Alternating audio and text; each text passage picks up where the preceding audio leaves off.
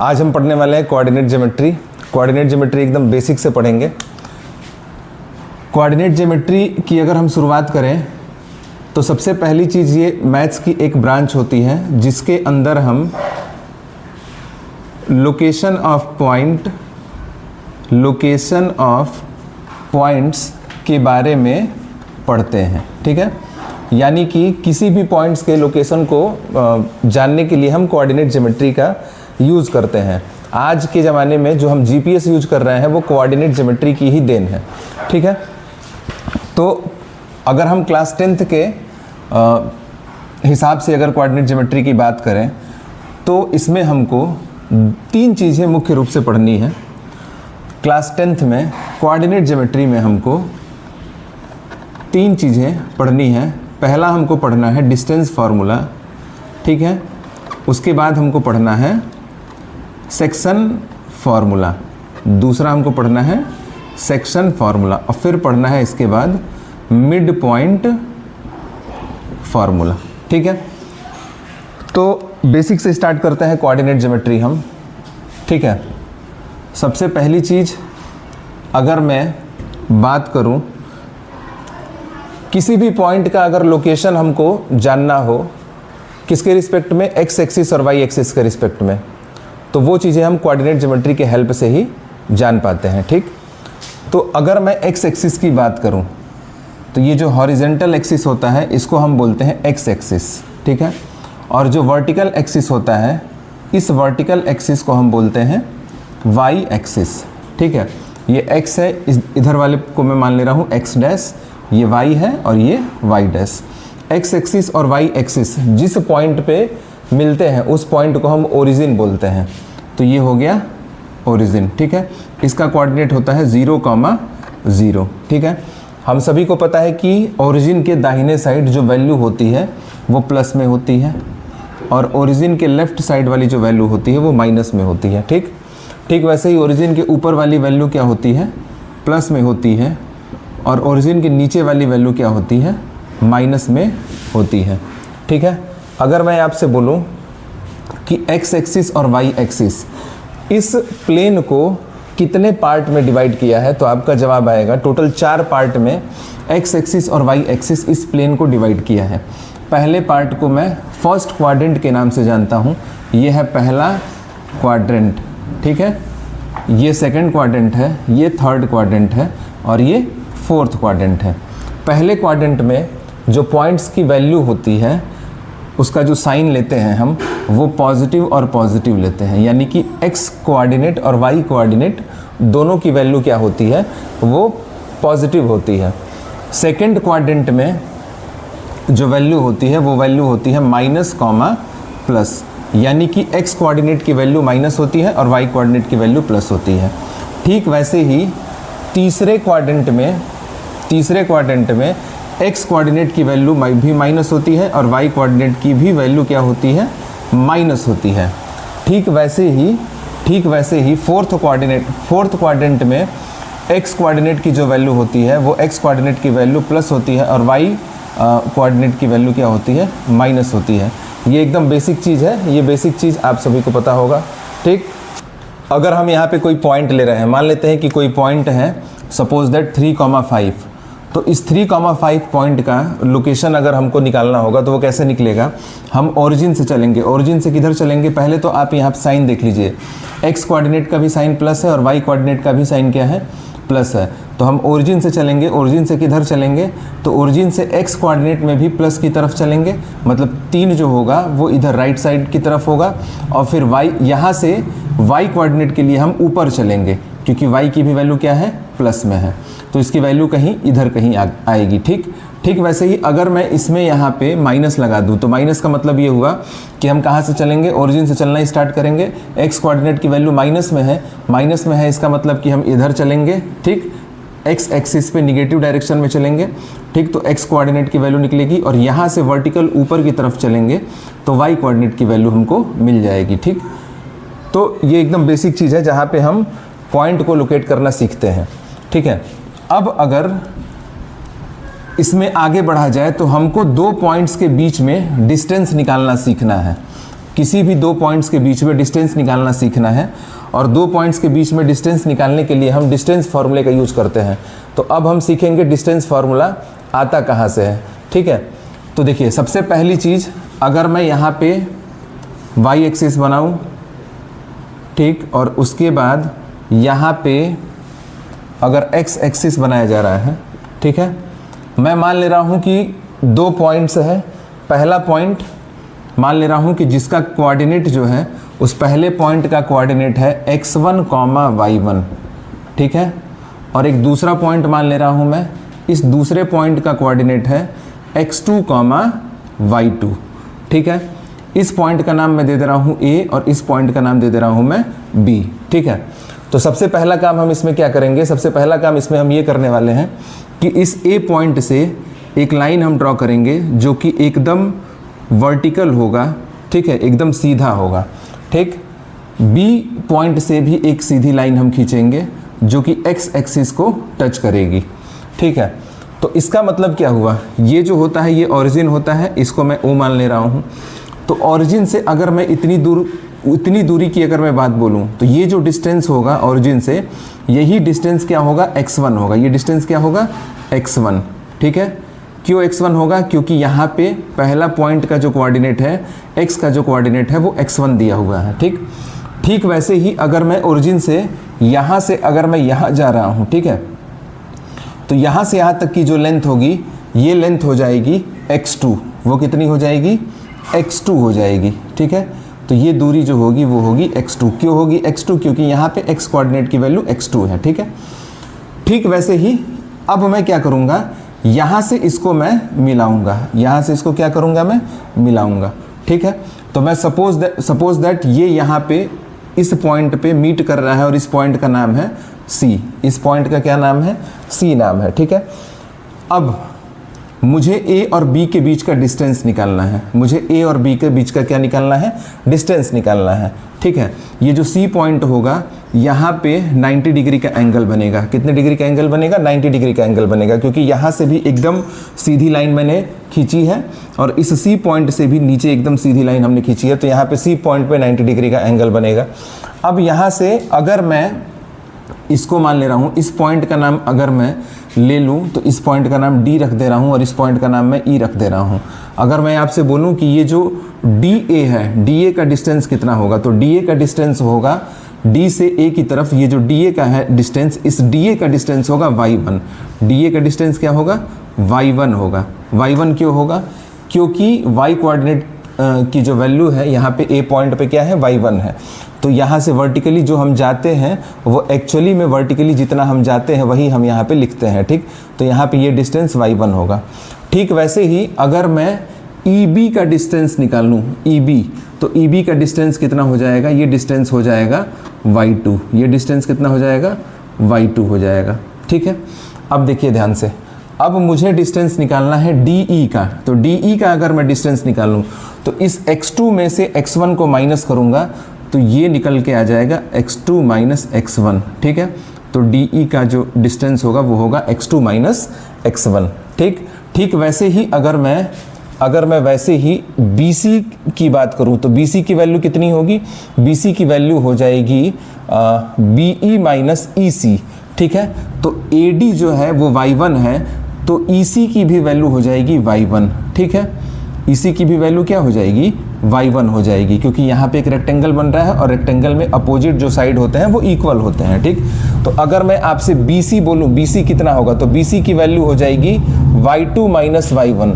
BC की value कितनी हो जाएगी, BC की वैल्यू हो जाएगी y2 माइनस, ये पूरा टोटल y2 है और ये y1 है, तो यहाँ से BC की वैल्यू निकल के आ जाएगी y2 माइनस y1, ठीक है।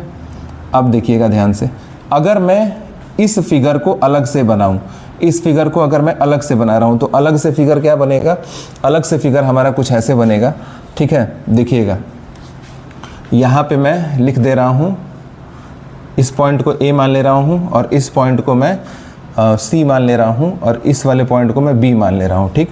और ये AB है, मुझे AB का डिस्टेंस निकालना है। मैं मान ले रहा हूँ कि AB का डिस्टेंस स्मॉल d है। AB का डिस्टेंस कितना है, स्मॉल d। ये 90 डिग्री का एंगल बन रहा है और हमने अभी निकाला है DE की वैल्यू आई है x2 माइनस x1। तो यहाँ पे रेक्टेंगल चूंकि बन रहा है ACED एक रेक्टेंगल है, तो अपोजिट साइड इक्वल होते हैं, तो अगर ये x2 माइनस x1 है तो ये भी होगा x2 माइनस x1। तो यहाँ से AC की वैल्यू निकल के आ जाएगी x2 माइनस x1। ठीक है, ठीक वैसे ही अगर मैं BC की बात करूं तो BC की वैल्यू आएगी, यहाँ पे आई है BC की वैल्यू y2 माइनस y1, तो ये हो जाएगा y2 माइनस y1। ठीक है, अब यहाँ पे देखिए, अब इस ट्रायंगल में, किस ट्रायंगल में, इन ट्रायंगल ABC एक राइट एंगल ट्रायंगल है, तो यहाँ पे हम पाइथागोरस थ्योरम लगा सकते हैं। तो यहाँ लिखेंगे इन राइट ट्रायंगल ABC। ठीक है, तो राइट ट्रायंगल में लिखेंगे हम बाई पाइथागोरस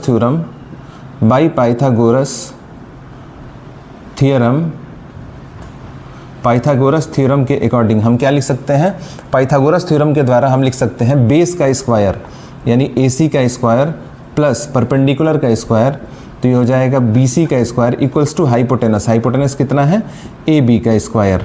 ठीक है, तो यहाँ से AC की वैल्यू कितनी है, AC की वैल्यू है x2 माइनस x1 का होल स्क्वायर प्लस BC की वैल्यू है y2 माइनस y1 का whole square is equals to, AB को मैंने क्या माना है, D माना है, तो D का स्क्वायर हो जाएगा। अगर यहाँ से स्क्वायर हटाऊंगा तो इधर रूट आएगा, तो इधर वैल्यू हो जाएगी x2 माइनस x1 का whole square plus y2 minus y1 का whole square is equals to D। इसी को हम बोलते हैं डिस्टेंस फार्मूला। ठीक है, तो डिस्टेंस फार्मूले का यूज हम किसी भी दो पॉइंट्स के बीच का डिस्टेंस निकालने के लिए करते हैं। अभी हमने डिस्टेंस फार्मूला पढ़ा है, डिस्टेंस फार्मूले को हमने पढ़ा है कि D equals to under root में x2 माइनस x1 का whole square plus y2 minus y1 का होल स्क्वायर। ठीक है, हमको ये भी पता चल गया कि डिस्टेंस फार्मूले का यूज कहाँ करते हैं, तो किसी भी दो पॉइंट्स के बीच का डिस्टेंस निकालने के लिए हम डिस्टेंस फार्मूले का यूज करते हैं। अब एग्जाम में क्वेश्चन अगर आपसे पूछेगा, तो मान लीजिए कि अगर दो पॉइंट आपको दे दिया, सपोज दैट एक A पॉइंट यहाँ पे दिया है और एक B पॉइंट यहाँ पे दिया है। ठीक है, बोलेगा कि A पॉइंट का कोऑर्डिनेट कुछ है, मान लीजिए कि 1,2 है, और B पॉइंट का कोऑर्डिनेट यहाँ पे कुछ दिया है, सपोज दैट -1, -3 है। तो आपसे कहेगा कि आपको AB का डिस्टेंस बताना है। AB का क्या बताना है, डिस्टेंस बताना है, मतलब AB बताना है। तो आप सिंपल तरीके से इसमें आप डिस्टेंस फार्मूला लगा सकते हैं, और डिस्टेंस फार्मूला लगा के आप क्या करेंगे, ये फार्मूला लगा के आप डिस्टेंस निकाल सकते हैं। आप किसी को भी x1 y1, किसी को भी x2 y2 मान सकते हैं। इसको x1, इसको y1 मान लीजिए, और इसको x2 और इसको y2 मान लीजिए। ठीक है, और फिर इसकी वैल्यू आप इसमें पुट कर देंगे और फिर आप डिस्टेंस को निकाल सकते हैं। ठीक, अब अभी हम इसमें ये जानने वाले हैं कि इस डिस्टेंस फार्मूले का यूज हम किस प्रकार से कर सकते हैं, कैसे कैसे क्वेश्चंस में हम कर सकते हैं। ठीक है, फिर उसके बाद से आज थ्योरी कंप्लीट करने के बाद इसके बाद वाली जो क्लास होगी, उस क्लास में हम NCERT एक्सरसाइज 7.1 के सारे क्वेश्चन लाइन बाय लाइन देखेंगे। ठीक, तो सबसे पहली चीज़, अगर मैं एग्जाम में आपसे एक क्वेश्चन पूछता है कि डिस्टेंस फार्मूले के एप्लीकेशन पे क्वेश्चन वो आपसे पूछता है, इसके यूज पे आपसे क्वेश्चन पूछता है। पहला क्वेश्चन वो बोलता है कोलिनियर प्रूफ करने के लिए। ठीक है, वो कहता है कि अगर दो पॉइंट अगर 3 पॉइंट्स, जैसे 3 पॉइंट्स दिया है A, B एंड C, कहेगा कि A, B, C आपस में कोलिनियर है, ये आपको प्रूफ करना है। तो कोलिनियर प्रूफ करने के लिए आपको क्या करना होता है, कोलिनियर का मतलब होता है A, B और C ये तीनों पॉइंट्स एकदम सीध में हैं, एक सीधी रेखा में है। तो अगर ABC जो होगा वो कोलिनियर होगा, point A, point B, point C अगर कोलिनियर होगा, तो यहाँ पे आपको एक रिजल्ट याद रखना है कि distance of AB plus distance of BC is equals to distance of AC हमेशा ट्रू होगा। ठीक है, तो ये इस पे पहला क्वेश्चन डिस्टेंस फार्मूले का यूज करके आपसे एग्जाम में पूछा जाता है। दूसरा क्वेश्चन आपसे पूछा जाता है कि सपोज दैट एक पॉइंट दिया है P, और इस P पॉइंट का coordinate suppose that x, y है, और कोई दूसरा कोऑर्डिनेट, कोई दूसरा पॉइंट, दो दूसरे पॉइंट दिए गए हैं। मान लीजिए कि एक पॉइंट दिया है A और एक पॉइंट दिया हुआ है B। ठीक है, इस पॉइंट का कोऑर्डिनेट सपोज दैट 1,2 है और इस पॉइंट का कोऑर्डिनेट 2,3 है। अब क्वेश्चन में आपसे बोलता है कि ये जो PA का डिस्टेंस है और ये जो P बी का जो डिस्टेंस है, ये डिस्टेंस जो है वो सेम है, मतलब इसका डिस्टेंस d1 और इसका डिस्टेंस d2, ये दोनों ही क्या है, सेम है। ठीक है, तो यहाँ पे हम क्या करेंगे, डिस्टेंस 1 इक्वल्स टू डिस्टेंस 2 लगा के हम इस क्वेश्चन को सॉल्व करेंगे। ठीक है, फिर तीसरे टाइप का क्वेश्चन डिस्टेंस फॉर्मूले से ये पूछा जा सकता है कि अगर सपोज दैट 3 कोऑर्डिनेट आपको दिए गए हैं, सपोज दैट 3 पॉइंट्स आपको दिए गए हैं, ठीक, 3 पॉइंट्स के कोऑर्डिनेट आपको दिए गए हैं। सपोज दैट एक पॉइंट ए दिया है, एक पॉइंट बी दिया है और एक पॉइंट सी दिया है।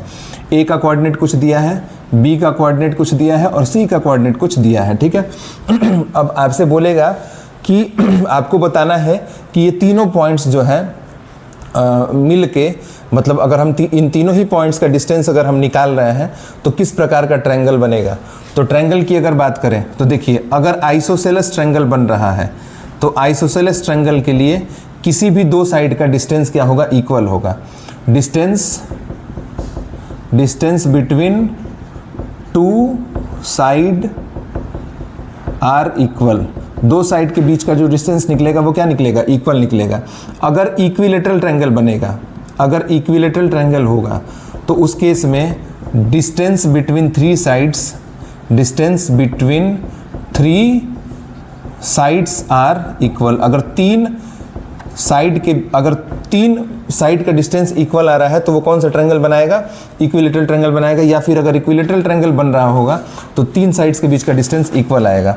उसके बाद से अगर राइट ट्रायंगल बनेगा, अगर राइट एंगल ट्रायंगल बन रहा है तो उस केस में पाइथागोरस थ्योरम अप्लाई होगा। मतलब कि वहाँ पे क्या होगा, AB का स्क्वायर प्लस BC का square is equals to AC का स्क्वायर फॉर्म होगा, ये बनेगा।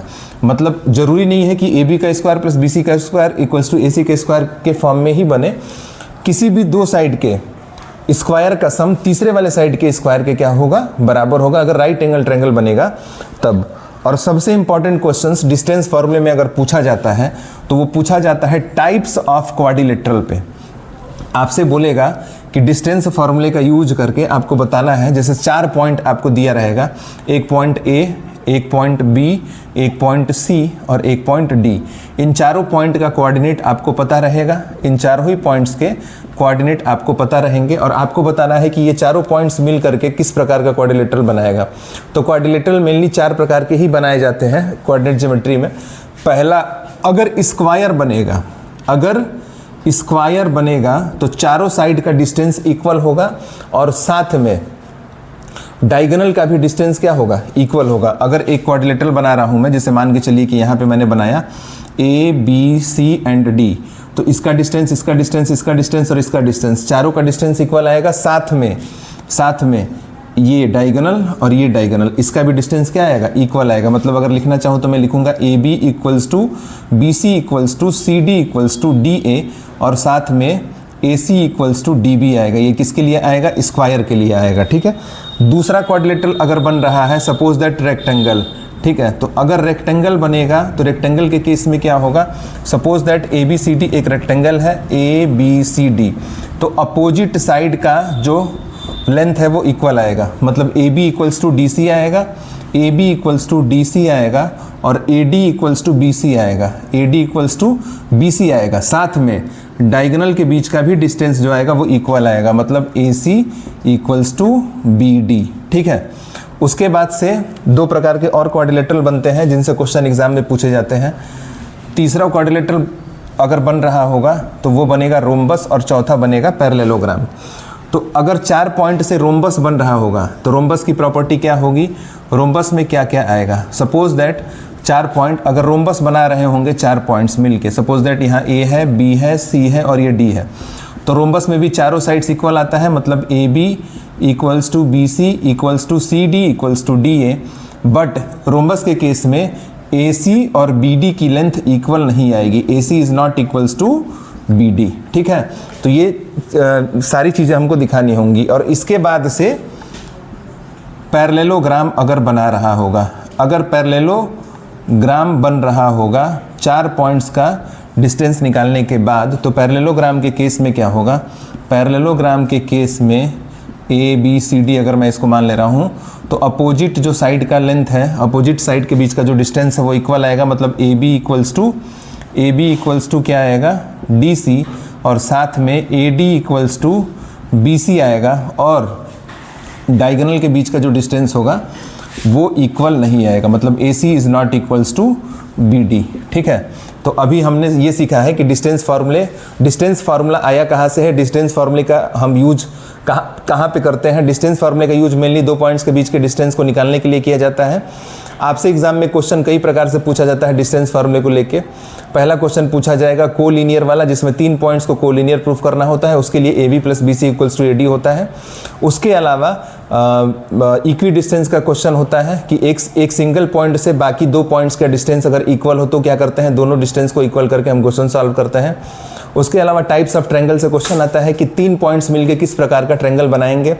अगर इक्विलेटरल ट्रायंगल बनाएंगे तो तीनों डिस्टेंस इक्वल आएगा, तीनों साइड्स का डिस्टेंस इक्वल आएगा। आइसोसेलेस बनाएंगे तो 2 साइड्स का डिस्टेंस इक्वल आएगा। राइट एंगल ट्रायंगल बनाएंगे तो पाइथागोरस थ्योरम को फॉलो करेंगे। पाइथागोरस थ्योरम का मतलब ये हुआ कि किसी भी 2 साइड्स के स्क्वायर का डिस्टेंस का सम, किसी भी 2 साइड्स के डिस्टेंस के स्क्वायर का सम निकालने के बाद तीसरे वाले साइड के डिस्टेंस के स्क्वायर के बराबर आएगा। और अगर 4 पॉइंट्स मिल करके अगर क्वाड्रिलेटरल बनाएंगे तो 4 प्रकार के क्वाड्रिलेटरल बनाते हैं। स्क्वायर में चारों साइड इक्वल आता है, डायगोनल भी इक्वल होता है। फिर रेक्टेंगल में अपोजिट साइड्स इक्वल आते हैं और डायगोनल भी इक्वल आते हैं। फिर रोम्बस में चारों साइड इक्वल होता है और डायगोनल इक्वल नहीं होता है। उसके अलावा पैरेललोग्राम में अपोजिट साइड्स इक्वल होते हैं और डायगोनल इक्वल नहीं होते हैं, जबकि स्क्वायर में डायगोनल इक्वल होता है और रेक्टेंगल में भी डायगोनल इक्वल होता है। ठीक है, तो इसी में से क्वेश्चन डिस्टेंस फार्मूले से पूछा जाता है।